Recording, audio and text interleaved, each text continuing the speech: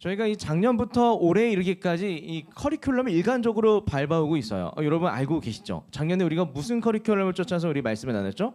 맞아요. 구약 커리큘럼을 쫓아서 이야기를 나누고 있고 올해는 신약 커리큘럼을 냅다 달리고 있습니다. 근데 여러분 너무나 고생하셨어요.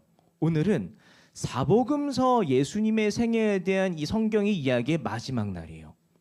오늘이 예수님에 대한 직접적인 복음서에 대한 마지막 이야기를 나누는 시간. 그래서 여러분 마태, 마가, 누가, 요한복음을 이렇게 쫙 제대로 훑었을 줄로 또 믿습니다. 이 예수님의 이야기에 대한 이 마지막 이야기, 또 마지막 장, 마지막 절 이야기를 두고 어떤 이야기를 하고 있는지에 대해서 우리가 좀 마음을 좀 드리고 또 귀를 기울여서 이야기를 나눌 수 있으면 좋겠습니다. 네, 예수님 마지막 이야기 재밌겠죠? 네, 너무 재밌을 것 같아요. 네, 전 되게 재밌었어요. 좋습니다. 여러분 혹시 그 실패는 이 성공의 어머니다라는 말에 대해서 동의하시나요? 동의하세요? 우리 고등학생들도 동의하시나요? 아니죠. 자, 좋습니다. 실패는 성공의 어머니라는 그 말에 대해서 다양한 고민들을 갖고 있을 수 있습니다.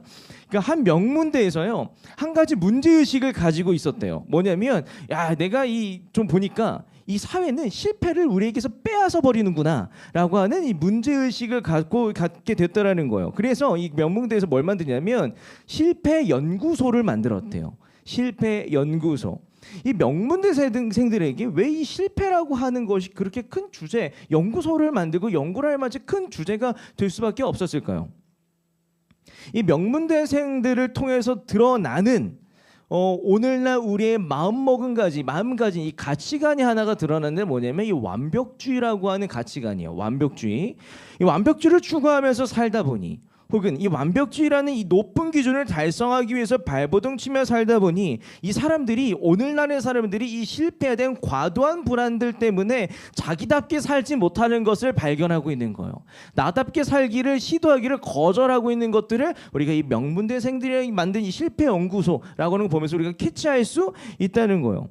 실제로 이 연구소에서 실패에 대한 한 가지 설문조사를 진행합니다. 제가 처음에 드렸던 똑같은 질문을 드리고 있어요. 실패가 당신에게 도움이 됩니까? 라는 질문에 75%라고 하는 절대 다수, 정말로 많은 다수가 그럼요, 실패는 우리 인생에 진짜 도움이 돼요 라고 응답을 했다라는 거예요. 우리랑 같은 생각을 하고 있다는 거예요. 근데 조금 더 뭐랄까요, 한 가지 문제가 생기는데 이런 질문을 던질 때요. 그러면 한국 사회는 당신의 실패를 용납하는 사회입니까? 라는 그 질문에 몇 퍼센트가 응답했을까요? 77%가요. 아, 근데 한국 사회는 실패를 용납하지 않는 사회인 것 같습니다라고 응답했다라는 거예요. 실패가 성공에 도움이 되지만 실패가 용납받지 못합니다. 이거 실패를 하라는 거예요? 말라는 거예요? 우리는 실패를 하라는 거야 말라는 거야 라고 하는 그 괴리와 그 혼돈 속에서 살아가고 있는 것이 오늘날 우리의 모습이라는 거예요. 여러분들은 실패가 도움이 될 줄 알지만 실패하기를 두려워합니다. 또 실패하기를 거절합니다. 실패의 극도한 불안을 느끼며 살아가고 있습니다. 이런 사회에 대한 우리의 합당한 반응은 무엇입니까? 극도의 불안이요, 당연히. 그리고 이런 실패에 대해서 우리가 당연히 보일 수 있는 반응은 무엇입니까? 낙심입니다. 낙심. 우리는 실패를 빼앗긴 사회에서 낙심한 채로 살아가고 있다는 것이죠. 여러분 살아가면서 어떤 실패를 좀 해보셨습니까? 여러분들이 나눌 수 있을 만한 실패가 있으십니까? 우리 셀 모임 때 많이 나누시길 바라요. 네, 좋아요. 이렇게 이제 그런데 중요한 건 이렇게 실패감이 역력한 삶을 살아가는 것은 비단 이 그리스도인들에게도 마찬가지인 것 같아요. 우리는 셀 모임에서 혹은 공동체의 이 교제 가운데서 뭘 얘기합니까? 야, 나 이번 한 주는 이렇게 좀 살아볼래 라고 이야기하지만 우리는 알고 있다시피 실패합니다. 또 우리는 예배를 드리면서 또 설교를 들으면서 와, 내가 은혜 받았습니다. 근데 이렇게 한번 살아볼게요 하지만 한 주 살고 돌아왔을 때 우리는 뭐예요? 실패한 채로 돌아옵니다. 우리는 어쩌면 지금 이곳에 계신 여러분들은 어쩌면 이 낙심한 채로 이 실패감이 역력한 그 마음으로 나 오늘 또 넘어졌어, 난 내일도 또 넘어질 거야 하는 그 마음으로, 그 쓰린 마음으로 오늘 여러분들은 이 자리에 앉아서 예배를 드리고 계신지도 모른다는 것이죠. 낙심한 우리는 또 실패, 이 반복되는 실패를 어떻게 이길 수 있겠습니까? 어떻게 헤쳐나갈 수 있겠습니까? 오늘 여러분들과 함께 나눌 요한복음 21장 말씀은요, 실패에 젖어 있는 제자들을 만나 주시는 예수님의 이야기입니다. 그리고 실패에 젖어서 낙심한 제자들을 다시 일으켜 세워 주시는 예수님의 이야기입니다. 지난 이야기를 한번 떠올려 볼까요? 이 부활하신 예수님은요, 지난주 얘기예요. 지난주 묶은 얘기 기억나시잖아요, 그죠? 네, 기억나신 줄 알고. 부활하신 예수님은요, 이 제자들을 만나셔서요, 뭘 전해주세요? 평안을 주셨어요.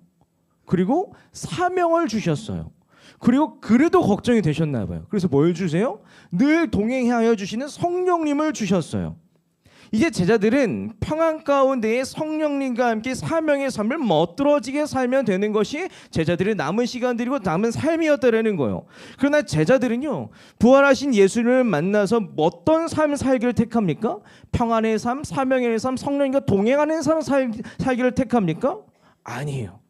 부활하신 예수님을 만난 직후에 제자들이 선택했던 삶의 라이프스타일을 요한복음 21장 3절이 너무나 적나라하게 묘사하고 있어요. 요한복음 21장 3절을 제가 읽기 원합니다. 놀랍게도 부활하신 예수님을 만난 직후에 제자들이 선택했던 삶이에요. 시몬 베드로가 그들에게 말하기를, 가로 열고, 나는 평안도 얻었고 사명도 들었고 성령님도 받았지만 괄호 닫고, 나는 고기나 잡으러 가야겠소 하니 그들이 우리도 함께 가겠소 하고 말하였다. 그들은 나가서 배를 탔다. 그러나 그날 밤에는 고기를 한 마리도 잡지 못하였다. 그러니까 부활하신 예수님도 만나고 평안도 얻고 사명도 얻고 성령도 받은 제자들이 택한 삶이 무엇입니까? 다시 목적 없고 무의미하며 건조했던 과거의 삶, 그 고기잡이의 삶, 실패와 패배로 얼룩졌던 그 삶으로 돌이키기를 반복하고 있는 것이 제자들의 모습이라는 거예요. 여러분, 제자들이 왜 이 자꾸 실패하는 그 과거의 루트를 계속 반복하고 있을까요? 제자들이 왜 다시 혼란과 방황을 선택하고 있을까요? 지금껏 실패해왔고 어차피 실패할 텐데 뭐요? 실패에 절여져 버려서 패배근성이라고 하는 게 사로잡혀 버린 거예요. 그렇다면 예수님께서 십자가에 달려 죽으시고 부활하신 뒤 이 시점에서요, 이 패배근성에 사로잡힌 제자들 가운데에 예수님의 12 제자들 중에서 제일로 실패한 사람은 누굴까요? 12 제자 중 이제 가룟 유다는 이제 이 시점에 이제 자꾸 하셨으니까 빼고 지금 여러분 가룟 유다 생각하셨죠? 그렇게 생각하셨으면 이 설교는 실패한 거예요. 좋아요. 그 가룟 유다 빼고 남은 제자들 중에서 제일 실패한 사람은 누굴까요? 베드로예요. 베드로는 제자들 중에서도 제일 실패한 사람입니다. 그리고 베드로는 제자들 중에서도요, 제일로 예수님 배에 면목이 없었던 사람이 베드로였어요. 베드로는 예수님을 배반했던 자였기 때문입니다. 베드로는요, 어떻게 배반했냐면 그냥 저 예수님 몰라요가 아니라, 야, 내가 하나님의 이름은 거고 나 예수님 몰라 라고 거절하고 배반했던 사람이 베드로였다는 거예요. 뒤통수 친 사람이에요. 그러니까 베드로는 이 예수님을 배신했다는 그 생각, 그 패배감에 사로잡혀서, 죄책감에 사로잡혀서 평안이 뭐고, 그 사명이 뭐고, 이런 것들이 눈도 안 들어오지 않았겠습니까? 이제 예수님은요, 그런 패배에 절여져 있는 베드로, 그 패배 근심에 괴로워하고 있는 베드로와의 제자들을 만나주시고요, 그 베드로의 어깨 덮여주시고 베드로의 기도 살려주시는 이야기가 오늘 본문의 이야기라는 것이죠. 사랑하는 새청이 여러분, 혹시 이 자리에 계신 여러분들 가운데 혹시 낙심해 계십니까? 혹은 패배감에 빠져서 허우적거리고 계십니까? 혹은 나 이제 그냥 그리스도인으로 열심히 사는 건 못해 먹겠다 하는 마음으로, 지친다 하는 마음으로 이 자리에 나와 계십니까? 오늘 말씀을 나누는 가운데에 예수님의 위로와 격려를 마음껏 받으시기 바랍니다. 요즘 상당히 스윗하시고 낭만적이고 멋있으세요. 그래서 여러분들이 깊이 잠겨있는 패배감과 이 상실감과 어떤 이 낙심으로부터요, 좀 자유해지는 시간 되시기를 간절히 소원합니다. 이것을 위해서 세 가지 나누기 원하는데, 첫 번째, 낙심한 제자는요, 예수님과 교제해야 회복이 돼요. 두 번째, 낙심한 제자는요, 예수님을 또 따라야 회복이 되고, 낙심한 제자들은 다른 사람들과 비교하지 않아야 회복이 됩니다. 하나하나 나누기 원해요. 요한복음 21장 7절과 12절에서 14절 말씀을 조금 더 쉬운 세번역 버전으로 함께 읽겠습니다. 시작. 예수가 사랑하시는 제자가 베드로에게 저분은 주님이시다 하고 말하였다.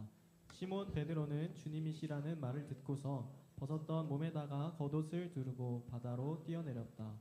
예수께서 그들에게 말씀하셨다. 와서 아침을 먹어라. 제자들 가운데서 아무도 감히 선생님은 누구십니까? 하고 묻는 사람이 없었다. 그가 주님이신 것을 알았기 때문이다. 예수께서 가까이 오셔서 빵을 집어서 그들에게 주시고 이와 같이 생선도 주셨다. 예수께서 죽은 사람들 가운데서 살아나신 뒤에 제자들에게 자기를 나타내신 것은 이번이 세 번째였다. 아멘. 이 패배의 근성이 절여져서 이 패배를 두려워하는 베드로는요, 예수님께서 주신 평안과 사명에 반신반의합니다.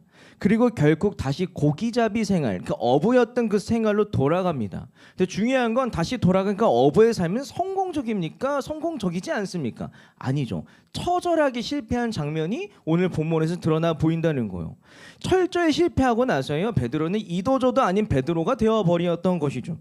근데 고기잡이에 실패한 제자들이 낙심하여서 막 돌아가려던 그때 저 멀리 바닷가에서요 한 사람이 나타나요. 한 사람이 나타나서 큰 소리로 외치는 겁니다. 그물을 오른쪽에 던져라. 그물을 오른쪽에 던져라. 너무나 많은 것을 잃어서 더 이상 잃을 것 없던 제자들은 그냥 익명의 이름 모를 사람의 외침을 쫓아서 그물을 오른쪽에 다시 던지는 거예요. 다시 던지자마자 무슨 일이 벌어집니까? 그물을 끌어올릴 수 없을 정도로 너무나 많은 물고기, 이 기록상에는 153마리나 되는 물고기를 잡아서 끌어올렸다, 잡았다라는 기록이 있다라는 거예요. 너무나 많은 물고기를 잡게 되는 그때 한 제자가요 외치고 있습니다. 저기 저 계신 우리가 몰랐던 저 사람, 바닷가에서 이렇게 외쳤던 저 사람 예수님이네. 예수님이다 라고 외치자마자 이 제자들이 보였던 반응은 달랐습니다. 근데 특별히 베드로가 보였던 반응이 진짜 재미가 있어요. 뭐냐면 한 제자가요 저분은 주님이시다라는 그 외침을 듣고 나서 다른 제자들은요 어떻게 하냐면 예수님을 알아보고도 천천히 배를 끌고 잡은 물고기를 붙들고 바닷가로 향해 나가가요. 근데 다른 제자들과 달리 베드로는 어떤 선택을 하냐면 진짜 그냥 겉옷 하나 입고 바다 속으로 풍덩 빠져들어가서 예수를 향해 허적거리며 나아가는 것이 베드로의 모습이라는 거예요. 베드로는요 생각할 겨를도 없이 겉옷만 두르고 바로 바다에 빠져 예수님께 향했다. 바다 위 허우적이면서 예수님께 나아갔다.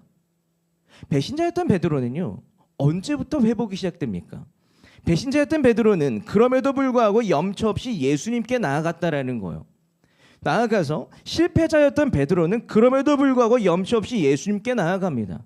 그러니까 낙심했음에도 불구하고 예수께 연결되려고 하는 것, 예수과 교제하려고 하는 것, 이것이 바로 베드로가 낙심한 제자였다 다시 일어나서 회복될 수 있었던 첫 번째 스텝이었다라는 거예요. 염치 불구하고 예수께 연결되고자 하는 의지가 있었다라는 것이죠. 근데 조금 더 이야기를 나눌 필요가 있어요. 그런데 이 낙심한 제자들과 이 베드로의 길을 살려주시는 예수님의 방식이 참으로 따뜻합니다. 너무나 섬세해요.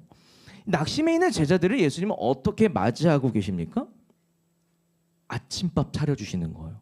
아침밥 차려주셨어요. 여러분들 재밌는데요. 이 한국인들에게 특징이 하나가 있어요. 뭐냐면 어떻게 위로해요? 밥으로 위로해요.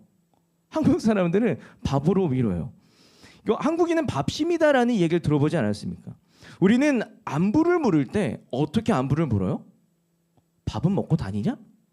하지 않아요? 그렇죠? 혹은 우리는 힘들어서 우는 친구들에게 괜찮냐는 말 이상으로 뭐래요? 우는 친구들에게 야, 밥 한번 먹자. 밥 먹자 하지 않습니까? 그리고 나아가서 만약에 이 청년들 가운데에서요 힘들어서 찾아오는 사람들은 저한테 뭐라 그래요? 전사님 밥 사주세요. 그냥 위로해달라는 거예요. 내용도 없어. 그냥 저 밥 사주세요. 근데 저는 살짝 MZ이기 때문에 전사님 차 한잔 할래요? 네, 다이어트도 신경 쓰는 MZ예요. 차 한잔 할래요? 그러면 이제 이렇게 만나준다라는 거예요. 그런 의미에서 뭐냐면 그만치 밥이 갖는 힘이 있다는 거예요. 밥이 갖고 있는 힘이 있다는 거예요. 예수님께서도 밥심이 이 낙심한 자들을 위한 최고의 위로라는 것을 아셨던 것 같습니다. 상상해 볼까요? 너무나 피곤하여서 퇴근하고 막 집에 들어오는데 밥 차려져 있는 것만큼 좋은 건 없잖아요, 자취생 여러분들. 그러지 않습니까? 네, 그래요. 그래서 봐봐요. 상상해 보시면 퇴근해서 막 왔는데 예수님께서요 손수 숯불을 막 피워주시는 거예요.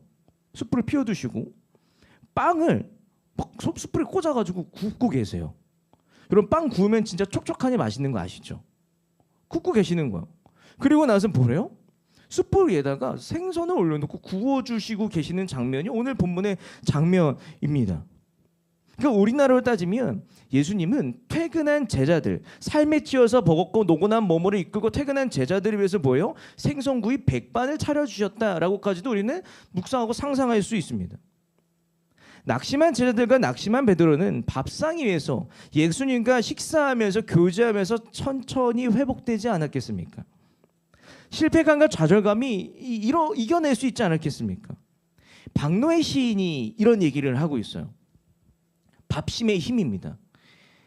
엄마의 삼시세끼 따신 밥상은 말리 밖에 있어도 나를 끌어당기는 세상에서 가장 힘센 사랑이다. 밥상에 대해서 이렇게 고백할 만치 밥 차려주는 것이야말로 진짜 찐사랑이에요, 여러분. 예수님과 밥상 위에서 삶을 나누는 그때의 제자들은 실패한 제자들을 바라보는 예수님의 마음을 알지 않았겠습니까? 나 괜찮구나. 나 생각보다 괜찮은 사람이었구나. 내가 이렇게 절망에 빠져 있을 필요가 없었겠구나. 여러분, 낙심한 베드로는요, 예수님과 교제하는 가운데 회복이 되었어요. 낙심한 자들은 예수님과 교제할 때 회복이 된다니까요. 근데 재밌습니다. 더 재밌어요. 전 설교 준비는 너무 재밌었는데 밥 차려주시는 예수님은요, 우리의 길을 살려주시기 위해서요, 어떤 선택을 하세요? 직접 밥이 되어주시기로 작정하세요. 요한복음 6장은 예수님께서 자기소개를 하시는 장면이 나타나는데 예수님은 자기 자신은 무엇이라고 소개하시는지를 귀 기울여 들어보시기 바랍니다. 예수님은 평생 이 생각을 가지고 사역을 하셨다라는 거예요. 죽기까고 승천하기까지. 요한복음 6장 48절과 51절을 제가 읽겠습니다. 예수님의 자기소개입니다. 나는 생명의 빵이다. 나는 하늘에서 내려온 살아있는 빵이다. 이 빵을 먹는 사람은 누구나 영원히 살 것이다. 내가 줄 빵은 나의 살이다. 그것은 세상에 생명을 준다. 예수님 뭐라고 하셔요? 한국 버전은 이거요. 나는 밥이야. 난 너네 밥이야. 라고 이야기하고 있다는 거예요. 오늘날 우리들은요, 누군가를 두고 이 밥이라고 하면 이건 어떤 의미예요? 욕이에요. 이를테면 야 준상아 반갑다. 야 넌 내 밥이야. 하면 뭐예요? 저는 욕 먹어요. 이게 오늘날 한국에서 받는 방식이라는 거예요. 그런 많고 오늘날 우리 사회에서 이 밥이라는 표현을 호구라고 하는 의미로 바꿔 말할 수 있는 게 뭐예요? 내가 너보다 낮은 자야. 넌 나보다 낮아. 넌 나보다 못해라는 의미를 갖고 있는 건 아니겠습니까? 근데 예수님께서 뭐라고 하셨다고요? 나는 너네 밥이야. 라고 말씀하셨다라는 거예요. 나는 네 밥이어서 언제까지든 소모되어 줄 수 있고 언제까지든 속아줄 수 있으며 당해줄 수 있으니 날 먹으라 자처하고 계신 것이 예수님께서 자기 소개를 방식이고 자기 정체성이었다라는 거예요. 밥 차리시는 것도 모자라서 밥이 되어주셨다는 이 말씀은 대체 우리에게 어떤 의미를 줍니까? 낙심하고 실패한 제자들에게 어떤 의미를 줄 수 있습니까? 힘드냐? 날 먹으라 힘이 날 것이다. 버겁냐? 날 먹어라 거뜬할 것이다. 지치냐? 날 먹어라 새 힘이 날 것이다. 지겹냐? 날 먹어라 활기가 돋고 생기가 돌 것이다. 나는 널 위한 밥이니 날 마음껏 먹으라. 날 마음껏 먹으라. 널 위해서라면 나는 손에 마음껏 볼 수 있으니 나와 교제하자. 시청자 여러분, 낙심한 제자는요, 밥이 되어주시는 예수님을 섭취할 때 회복이 돼요. 낙심한 새총 제자들은요, 밥 되어주신 예수님과 깊이 교제할 때 회복이 돼요. 그러므로 여러분, 세상살이하는 가운데 낙심하셨습니까? 특별히 그리스도인으로 살다가 낙심하여서 포기할랑 말랑하고 계십니까? 그렇다면 여러분들이 제자라면 제자답게 예수님과 교제하십시오. 그러니까 교제하십시오. 예수님은 우리의 밥심뿐만 아니라 우리에게 직접 밥이 되어주시는 분이시기 때문이에요. 우리가 밥 되어주신 예수님을 먹는다는 것, 혹은 밥 되어주신 예수님과 교제를 한다는 것은 다른 말로 무엇입니까?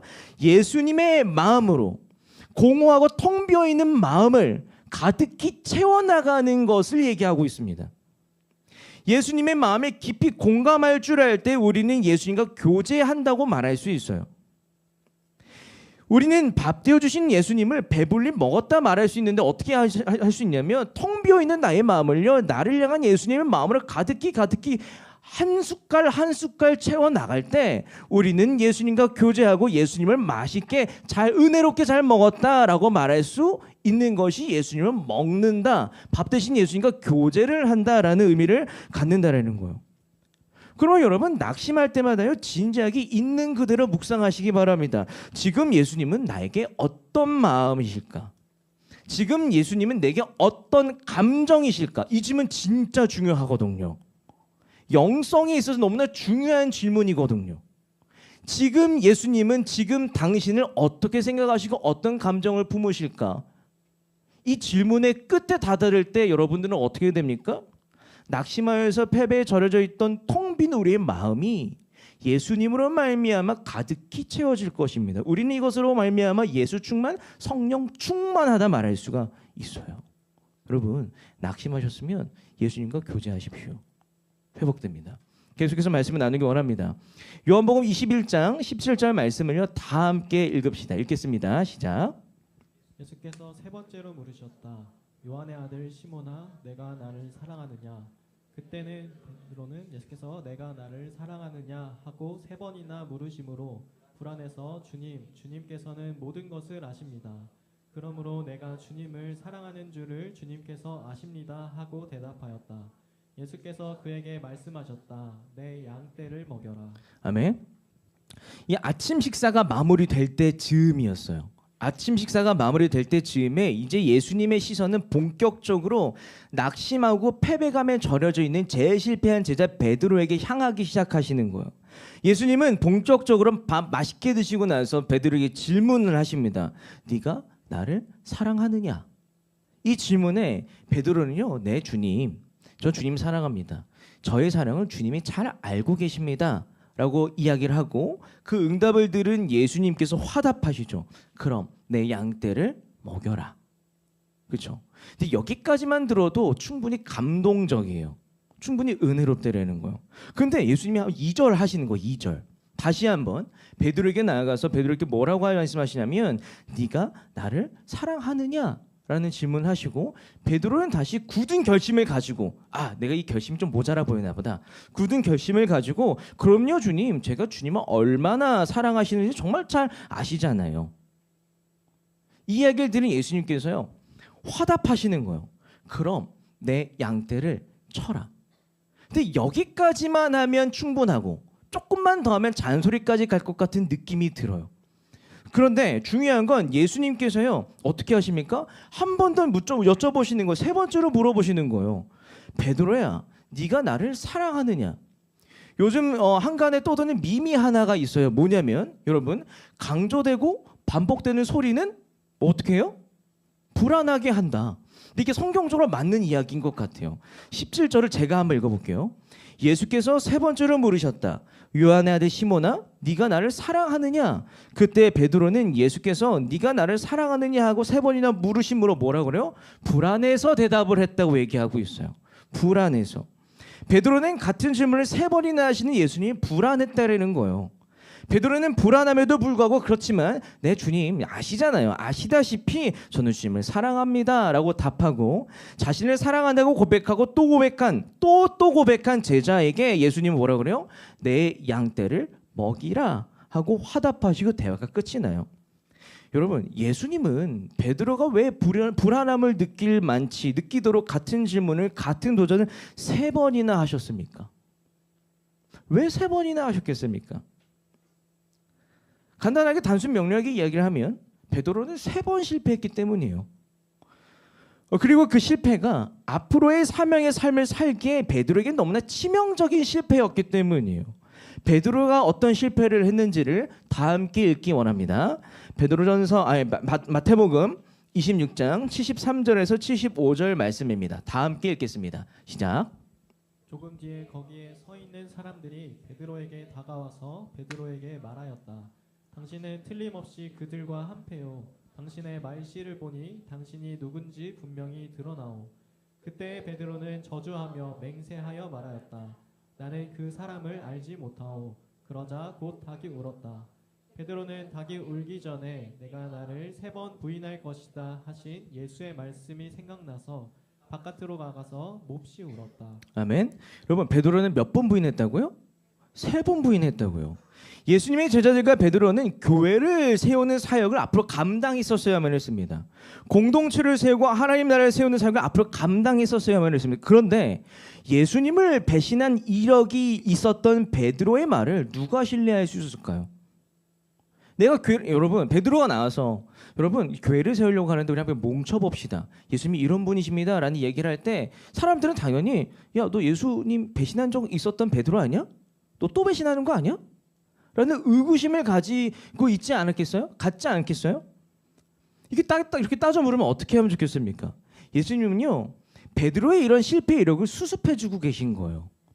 예수님은 베드로의 3번의 실패만큼의 베드로의 사명 살아가야 할 삶을요 3번이나 주장해주고 계신 거예요. 다시 일으켜주시고 계신 거예요. 베드로의 실패에 베드로의 사명을 주장하면서 수습하고 계신 것이죠. 그런데 한 번만 하십니까? 아니요. 베드로가 실패한 만큼 그리고 앞으로 실패하게 될 만큼 수습해주고 계신다라는 것이죠. 실패할 때마다 사명으로 응답해 주시는 것, 실패할 때마다 다시 표대를 꽂아주시는 것, 이것이 예수님께서 제자들과 함께 동역하시는 방식입니다. 예수님은 제자들이 실패할 때마다 제자들의 사명의 표대를 그때마다 계속 꽂아주고 계신 거예요. 사명으로 다시 도전해주고 계신 거예요. 실패하면 사명으로, 실패하면 사명으로, 실패하면 사명으로. 예수님은 100번 실패하면 100번 다시 사명으로 화답하실 분이라는 것이죠. 이것이 끝이 없다는 것이죠. 실패한 제자들에게 예수님은 무엇을 말씀하십니까? 다시 해보자. 다시 해보자. 이 부분에서 우리가 묵상할 수 있는 하나님의 성품이 하나가 있는데 하나님은 오래 참으시는 하나님이시라는 거예요. 오래 참으시는 하나님이십니다. 그렇다면 하나님께서 우리를 보시면서 오래 참아주신다라는 것은 도대체 어떤 의미입니까? 막 보면서 화는 나지만 이게 오래 참아주시는 걸까요? 막 이러면서 막 속이 막 무너져 내릴 것 같지만 참아줘야 돼. 이게 오래 참아주시는 걸까요? 아니면 하나님께서 벌어진 일들을 혀를 막 끌끌 차시면서 방치하신다는 의미일까요? 아니면 하나님께서 답이 없는 어차피 실패할 수밖에 없는 나와 우리를 그냥 외면하고 회피하신다라는 의미일까요? 우리는 오래 참으시는 하나님이 이렇게 왜곡하여서 생각하고 있는지도 몰라요. 그렇지만 중요한 건 진정한 의미에서 오래 참으시는 하나님이라는 그 하나님의 성품은 무엇이냐면 이거예요. 실패할 때마다 다시 해보자. 그러니까 오래 참으시는 하나님이라는 거예요. 실패할 때마다 그때 다시 해보자. 이렇게 세워주신다는 거예요. 한 번 실패하면 한 번 더 사명으로 살아보자. 2번 실패하면 2번 더 이렇게 다시 한번 해보자. 될 때까지 한번 해보자 하시는 것이 하나님의 오래 참음이시고 우리가 동역하는 방식이라는 것이죠. 하나님의 오래 참음은요 어떻게 우리가 예배할 수 있습니까? 하나님 오래 참으신 하나님을 우리가 어떻게 예배합니까? 포기하지 않는 것을 우리는 하나님을 예배할 때 오래 참으시는 하나님을 예배한다라고 말할 수 있어요. 포기하지 않는 것이 오래 참으시는 하나님을 진실되게 예배하는 것이라는 것이죠. 그러므로 여러분들이 실패한 만큼 하나님은 포기하지 않으실 것이라는 것을 제발 좀 믿으시기 바랍니다. 절대 포기치 않을 것입니다. 여러분들이 한 번 실패하든 2번 실패하든 계속해서 실패하든 하나님은 포기하지 않고 다시 한번 해보자라고 말씀하실 것이라는 것을 굳게 믿으시기 바랍니다. 오래 참아주신 하나님 앞에 베드로의 3번의 실패는 실패도 아니었어요. 실패도 아니었어요. 우리는 하나님의 오래 참으심 앞에 포기치 않음으로 반응하면 되는 겁니다. 하나님이 포기하지 않으니 나도 포기하지 않는다. 하나님이 포기하지 않으니 나는 왜 포기하냐? 이것이 낙심한 제자들이 다시 일어날 수 있는 믿음이자 힘이에요. 그러므로 여러분 세상살이 살다가 낙심하셨습니까? 낙심하셨습니까?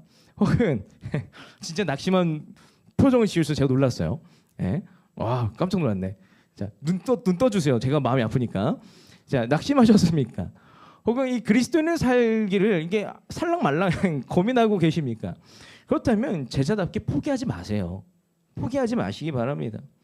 다시 또 가던 길 가시고 다시 또 가야 할 길 오롯이 가시기 바랍니다. 이것이 오래 참아 주시는 하나님의 이 포기하지 않음에 마땅히 다시 실패하고 낙심한 제자들이 마땅히 보일 수 있는 반응과 예배예요. 내가 실패했다고 해서 내가 해야 할 일이 없어지는 게 아니거든요. 그렇죠? 내가 실패하면 그냥 기분은 나쁘고 기분이 착잡할 뿐이에요. 그래도 내가 해야 할 일은 남아 있거든요. 내가 복잡한 마음에 있더라도 해야 할 일을 해내는 건 이것이 제자답게 실패를 수습하는 것이며 낙심한 마음을 이겨내는 방법이라는 것입니다. 왜요? 예수님은 실패한 자에게 다시 사명을 말씀하시며 일으켜 세우시는 분이시기 때문입니다. 그러므로 여러분 사랑하시기를 결단하셨지만 실패하셨습니까? 걱정하지 마세요. 다시 또 사랑하시면 돼요. 그 사람. 혹은 여러분 한 주 말씀대로 살기를 결단하셨습니까? 실패하셨어요? 걱정하지 마세요. 다시 다음 주 그렇게 사시면 돼요. 또 나아가서 여러분들이 기도하고 말씀하시기로 한 주 그렇게 시간 보내시기로 하셨습니까? 근데 실패하셨어요? 뭐가 걱정이에요? 다시 하면 되는데. 이것이 낙심한 제자들이 자신의 삶을 회복시키는 방법이라는 것이죠. 우리는 어차피 실패합니다. 그러나 주님은 어차피 다시 또 사명의 삶 살아볼래? 라고 도전하십니다. 어차피 그러십니다. 예수님께서 실패한 우리들을 향하여서 낭만적이고 너무나 멋진 말씀을 하시는데 나의 사랑, 내 어여쁜 자야 일어나서 함께 가자. 아가서 2장 10절 말씀하시고 또 말씀하신다는 거예요. 하나님께서 포기하지 않고 말씀하시는데 우리가 또 다시 사명의 삶을 안 살 이유가 있습니까? 제자답게 100번 실패하셨으면 제자답게 100번 다시 하십시오. 이것이 낙심한 제자들이 자신의 삶을 다시 회복시키는 방법입니다. 그렇습니다. 조금 더 오래 해볼게요. 마지막 이야기예요. 요한복음 21장 20절에서 22절 말씀을 함께 읽기 원합니다. 시작. 베드로가 돌아다 보니 예수께서 사랑하시던 제자가 따라오고 있었다. 이 제자는 마지막 만찬 때에 예수의 가슴에 기대어서 주님을 넘겨줄 자가 누구입니까? 하고 물었던 사람이다. 베드로가 이 제자를 보고서 예수께 물었다. 주님, 이 사람은 어떻게 되겠습니까? 예수께서 말씀하셨다. 내가 올 때까지 그가 살아있기를 내가 바란다고 한들 그것이 너와 무슨 상관이 있느냐? 너는 나를 따라라. 아멘. 이 낙심한 제자 베드로는요, 예수님과 아침 식사를 하면서 그리고 예수님과 이 사명에 대한 대화를 나눈 가운데 사명에 대한 도전을 받으면서요, 어느 정도 새 힘을 얻고 다시 한번 열심히 살아보자 하는 그 뜨거운 마음이 일어났을 것이 분명합니다. 근데 중요한 건 이 시점에서도 예수님은 베드로의 딱 한 가지의 모습을 더 건드리시고 싶으셨던 것 같아요. 열심히 제자로서의 삶을 살아내기 위해서요, 한 가지 더 도전하고 싶으셨던 것이 있으셨던 것 같아요. 뭘까요? 베드로의 경쟁 의식이에요. 비교하는 마음과 경쟁하는 의식이었습니다. 재미있는 질문이 한 가지가 있어요. 여러분, 이 베드로에게 이 라이벌이 있었다는 거 혹시 아세요? 라이벌이 있었어요. 중요한 라이벌이 있었습니다. 20절을 보면요, 이 베드로가 돌아보니까 예수께서 사랑하시던 제자가 따라오고 있었다고 얘기하고 있어요. 근데 여기서 언급된 이 예수께서 사랑하시던 제자가 바로 베드로가 이 경쟁 의식을 가질 수 있도록 늘 이 베드로의 마음을 찔렀던 존재라고 말할 수 있습니다. 그러니까 전통적으로는요, 예수님께서 사랑하시던 제자가 누구인가라는 질문에 이거 사도 요한 아니야? 라고 이야기를 하고는 하지만 다양한 이야기와 또 의견들이 있기 때문에 굳이 제가 누구를 특정하지는 않겠습니다. 여기서 중요한 건 예수께서 사랑하시던 제자가 어떤 사람이었던 건 간에 예수님의 용서를 받고 예수님께 사명을 받는 이 아름다운 장면이 끝난 직후에 바로 베드로는 다시 한번 이 감동적인 순간을 초를 쳐버린다라는 거예요. 감동의 순간을 깨뜨려 버린다라는 거예요. 베드로도 진짜 답이 없었던 것이죠. 뒤따라오는 예수께서 사랑하시던 제자를 보면서 예수님께 베드로는 조심스럽게 질문을 하고 있어요.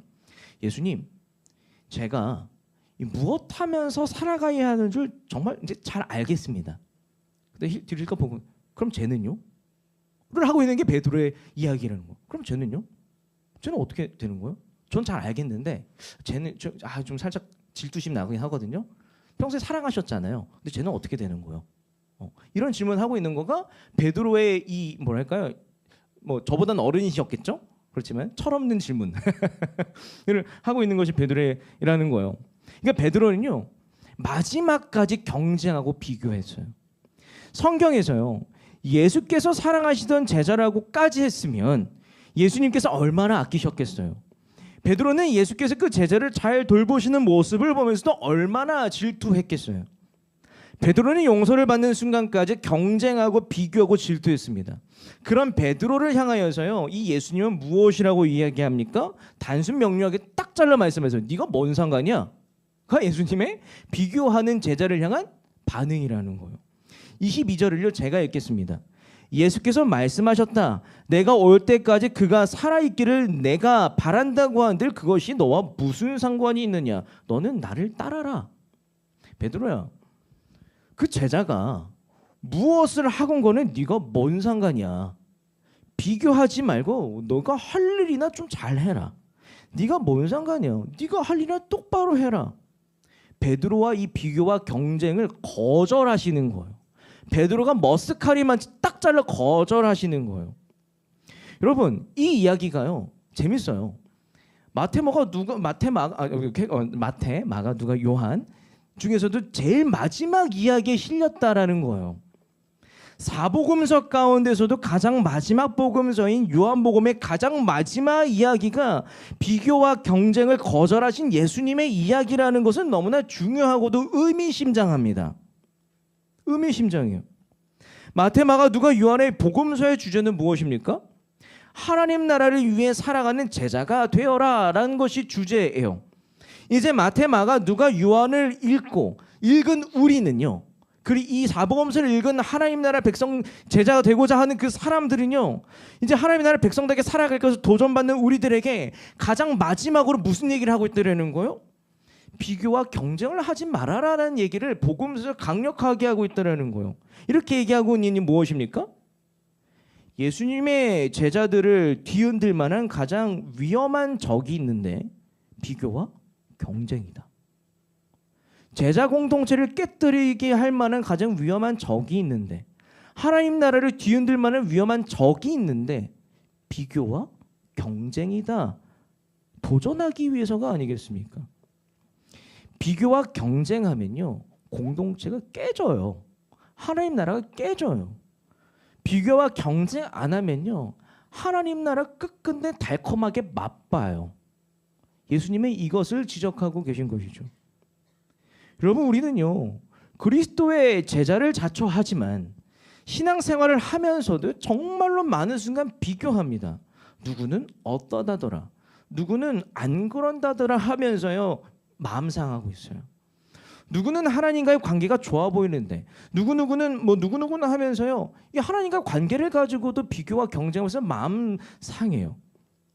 그리고 하나님과 혹은 주변 친구들과의 친소 관계를 두면서요 비교와 경쟁하는 마음을 갖고 있습니다. 여러분 제자들은요 언제 낙심할까요? 비교하고 경쟁할 때 낙심해요. 비교와 경쟁으로 마음 아파하는 제자들을 향하여서 혹은 우리들을 향하여서요 하나님은 무엇을 말씀하십니까? 네 갈 길이 있다. 남들이 갈 길이 무엇이 좋으냐 하고 계신 거예요. 여러분 진짜 제자는 나와 남 비교하기를 거절하는 사람들이에요. 진짜 제자는요 동역자와 나를 비교하기를 거절하는 사람들이 진짜 제자예요. 진짜 제자라고 말할 수 있어요. 그러면 여러분 세상살이를 살다가 낙심하셨습니까? 혹은 그리스도인으로 살랑말랑 계속 고민하고 계십니까? 그렇다면요 그 이유를 생각해 봅시다. 왜 그렇습니까? 대개는 비교와 경쟁하는 것 때문에 그럴 수 있습니다. 그럴 때 우리가 해야 되는 건 무엇입니까? 제자답게 비교하지 마시고 내 갈 길 잘 갑시다. 나의 갈 길 잘 갑시다. 이것을 위해서 주어진 삶의 자리 누가 뭐라든지 간에 최선을 다하시기 바랍니다. 위대해지고 특별해지기보다도요 비교 우회에 서려고 하기보다도요 이 순간에 충성을 다하는 것 이것이 제자답게 내 갈 길 잘 가고 있다라고 말할 수 있다는 거예요. 저 또한 저도요 이 베드로와 같았던 시절이 있었죠. 있었습니다. 지금은 잘 다독이고 정리를 잘 하였지만 제가 이 열망이 하나 있었는데 정말 너무 가슴 아프게 포기했던 열망, 유학에 대한 열망이 저에게 너무나 컸던 사람이에요. 네덜란드라는 별명이 있던 것처럼 유학에 대한 열망이 진짜 너무나 큰 사람이었어요. 근데 이제 중요한 건 저에게 갑자기 어느 순간 이 경쟁 의식이 불러일으키는 사람이 막 생긴 거죠. 청년 시절에. 지금은 괜찮아요. 청년 시절에 성림셀 시절에 성림셀의 리더로서 김성림 셀 리더가 있었고 셀 원 중에 어떤 자매가 있었어요. 근데 두 사람 다 졸업 시즌이었고 두 사람 다 신학생이었어요. 두 사람 다 신대원에 가야 하는 직전까지 온 거죠. 그래서 저는 열심히 유학을 가고 싶은데 돈이 없으니까 그냥 열심히 공부해서 장신대에 갔어요. 장신대 세계 최고의 신학교예요. 가보니까 예, 학교 관계자들이 안 계시지만 어째 뭐 요즘은 유튜브 볼 수 있으니까 대한민국 최고 세계 최고의 신학교 장신대. 네, 어쨌든 장신대에 갔어요. 갔는데 갑자기 그 자매가 저더니 진짜 재밌었거든요. 신학적으로 입장도 달라서 셀 모이면 항상 그 친구가 저와 이 토론의 장이었고 막 오빠 뭐 왜 그렇게 생각하는데 그러면 저도 헉하고 야 너 왜 그러는데 이런 대화를 나눴던 친구가 근데 갑자기 오빠 저 대학교 졸업하고 그 미국에 있는 명문 신학교로 유학 가려고요 하는 거야. 그때부터 이렇게 없었던 비교와 경쟁과 이 열등감 같은 게 막 확 올라오는 거야. 아니 나는 가고 싶어도 돈이 없어서 못 가는데 가네. 그리고 신대원을 가고 그 친구 유학을 갔죠. 잊었습니다. 잊고 있는데 아 진짜 제가 놀랐어요. 지금도 갑자기 비교하는 마음이 생기네. 자 설교를 위한 장치. 자 비교하면 생기네. 뭐냐면 제가 좋아하는 출판사가 있어요. 그 출판사를 보면 딱 책을 사는데 거기가 제가 이제 작가랑 이제 신학서적은 되게 이제 원서니까 번역하거든요. 이 번역한 사람들의 이런 이 스펙트럼을 알기 위해서 저는 이 양력을 봐요. 딱 보는데 뭐야? 내가 아는 이름이 있는 거예요. 옴기니에 딱 보는데 얘가 걘데? 라고 하면서 제 마음에 뭐가 생겼어요? 비교와 까먹었어요. 갑자기 비교와 경쟁과 막 질투심이 막 생기는 거예요. 그걸 보자마자 저도 마음이 너무 상해서 하나님께 나와서 기도를 하는데 뭐라고 기도했냐면 아니 하나님 저 쓰시려면 좀 잘 좀 쓰시지. 왜 이렇게 쓰십니까?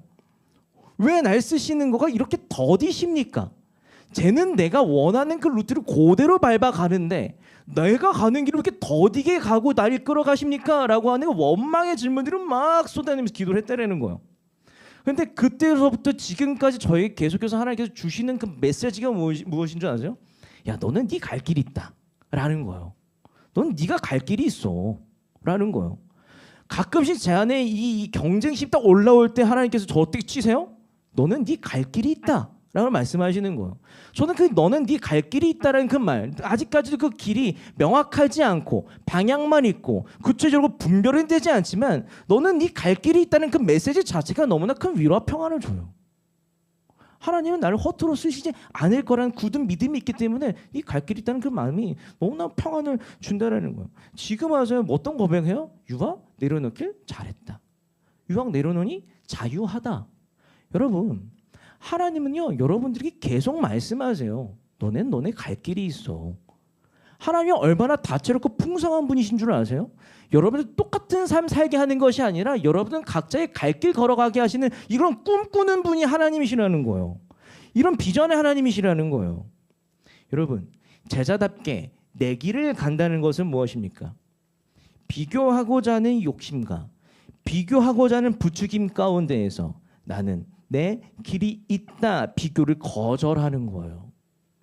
나는 내 길이 있다. 나는 나의 때가 있다. 나의 순간이 있다고 고백하면서 주어진 삶의 자리 최선을 다하면서 세상의 부추김을 거절하며 사는 거예요. 이것이 제자답게 내 길 간다라고 말할 수 있어요. 이것이 제자답게 내 길 간다라고 말한다는 것입니다. 이제 말씀을 맺기 원합니다. 우리는 매 주일 그 예배 가운데요 혹은 셀모임 가운데 내가 잘 살아보겠노라 다짐하고 월요일로 나아가요. 매번 다가오는 일주일로 나아가요. 그렇지만 중요한 건 뭐예요? 우리는 또 실패한다는 거예요. 우리는 어쩌면 이 자리에 낙심한 채로 실패감 역력한 채 나는 또 넘어졌어. 나는 또 넘어질 거야 하는 마음으로 이 자리에 나와 있는지도 몰라요. 그런 쓰린 마음이 여러분들 가운데 있는지도 몰라요. 그런 이 낙심한 우리는 그렇다면 이 또 실패하고 또 실패하는 그 삶을 어떻게 이겨내고 지나갈 수 있겠습니까? 실패한 제자 베드로를 만나 주신 예수님은요, 우리에게 지금 이 순간도 도전하고 또 도전하고 계세요. 첫 번째, 낙심한 제자 세 청이요, 예수님과 교제해라. 두 번째, 낙심한 제자 세 청이요, 예수님을 또 따라라. 될 때까지 따라라. 세 번째, 낙심한 제자 세 청이요, 너희 갈 길이 있으니 남들 보지도 말아라. 예수님의 도전 아니겠습니까? 사랑하는 새청 여러분, 사랑하는 새청 여러분, 실패하셨습니까? 여러분 정말 실패하셨습니까? 실패한 제자를 비난하는 비교의식에서 벗어나세요. 실패한 제자를 바라보시는 하나님의 마음에 공감하시기 바랍니다. 그때 우리는 실패를 극복합니다. 실패한 제자들을 오래 참아주신 하나님과 함께 될 때까지 도전하고 또 도전하고 또 도전하면서 살아가시기 바랍니다. 그때 우리는 실패를 극복합니다. 예수님께서요, 사복음서의 가장 끄트머리에 다다라서 우리에게 주신 이야기입니다. 제자여, 넘어져도 다시 일어나 함께 가자. 이것이 사복음서 가장 마지막에 우리에게 주신 메시지라는 것을 마음에 새기면서 함께 찬양의 자리로 나아갑시다.